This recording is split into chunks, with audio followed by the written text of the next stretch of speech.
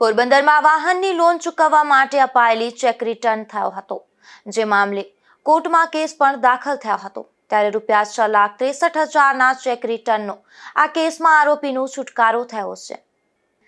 પ્રાપ્ત વિગત મુજબ પોરબંદરની શ્રીરામ ફાઇનાન્સ કંપની વતી તેઓના કુલ મુખત્યાર દ્વારા તેઓના વકીલ સાથે કોર્ટમાં હાજર રહી ચેક રિટર્નની ફરિયાદ કરવામાં આવી હતી કે ગોવિંદ નાથા ખરા નામના શખ્સે તેઓની કંપની પાસેથી વાહનની લોન લીધેલી હતી, જે લોનની રકમની એગ્રીમેન્ટ વેલ્યુ ₹7,95,674 થતી હતી અને જે લોનના ગોવિંદને 35 હપ્તાઓમાં ચૂકવવાના થતા હતા, જેમાં ગોવિંદ અનિયમિત હતો અને જે રકમના હપ્તાઓ ગોવિંદે ભરેલા ન હતા તે લોન સંબંધે ગોવિંદે સમાધાન પેટે ₹6,63,000 ચૂકવવા કંપનીને ચેક આપેલો હતો, જે ચેક કંપની દ્વારા બેંકમાં વટાવવા જતા ચેક પરત ફર્યો હતો। ત્યારે આ અંગે કોર્ટમાં ચેક રિટર્નની ફરિયાદ નોંધાઈ હતી।